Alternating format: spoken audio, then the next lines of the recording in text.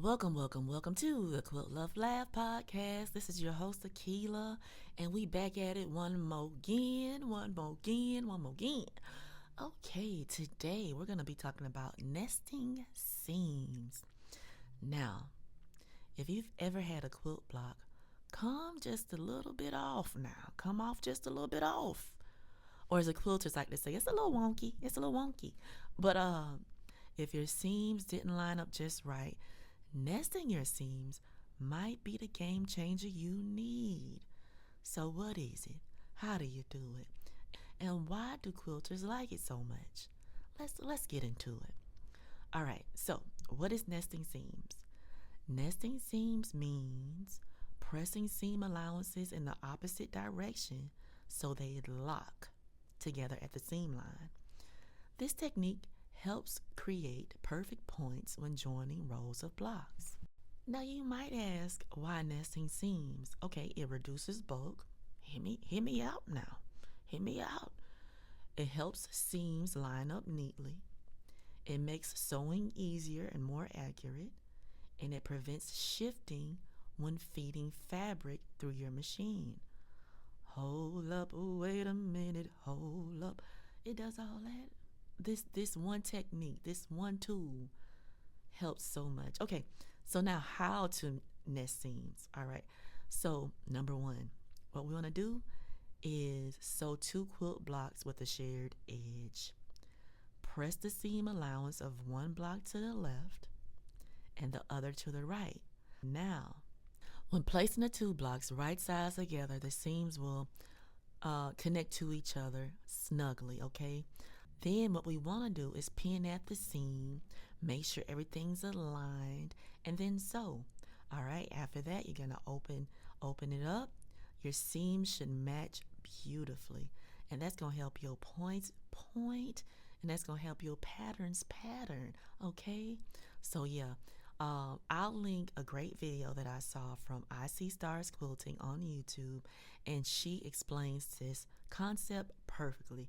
That link will be in the description. That concludes this portion of the podcast.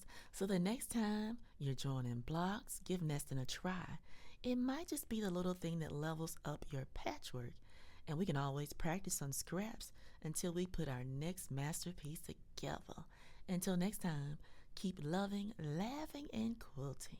Quilt Love Laugh presents the Seed Thread Cipher. Feeling so high, happy to be alive, moving through life, stitching our dreams together. It all started with a storm in a quilt. A fisherman down on the Georgia coast brought in a net not filled with fish but with a soaked barnacle-covered quilt. Strange symbols were stitched onto the border. When he brought it into the nearest quilt shop, the owner called the only trio known to handle such things: Faith, Bev, and Nia. In the quilt's corner block, stitched in indigo-dyed thread, was a star compass and a sequence of odd-looking cross stitches. Bev squinted at it. This is either an old sailor's navigation code or someone had too much coffee and tried to free motion embroidery blindfolded. Faye chuckled but nodded. I think it's a cipher. Look at the repetition. There's a rhythm in it, almost like a pattern, Nia finished. Of course. After a long night decoding the symbols, they revealed a message. Isle of Thimblezina. Where the needle points true, the heart of the quilter shall find what was lost. Faith's eyes widened. Thimblezina's a myth. Not anymore, Bev said. Let's pack. Chartering a boat with a suspiciously cheerful captain named Ronan, the trio sailed to the coordinates hinted at in the cipher. A thick fog rolled in, revealing jagged cliffs and a green island shaped of all things like a thimble. Cute, Bev said, eyeing the coastline. Dangerous, but cute. They trekked through the jungle, following worn stone markers etched with needle and thread motifs. Soon they reached a clearing with ruins. Columns carved like spools, walls inlaid with mosaic patchwork patterns made of colored stone. This place was built by generations of quilters, Faith murmured in awe. A society that stitched their stories into everything, even the land. At the center of the ruins was a massive stone table shaped like a quilt block, specifically a double wedding ring. In its center lay a rusted iron thimble and several spindles of ancient thread. A stone inscription read, "To mend what was torn, a circle must be sewn, but only the true stitch will reveal the hidden treasure." It was a puzzle. Nia, sharp-eyed and clever, noticed that some thread colors matched sea charts they'd found earlier. Each color represented a direction or a part of a journey. Faith, steady and precise, wove the thread through the carved stone in just the right sequence. Bev kept watch for traps and snakes, always snakes.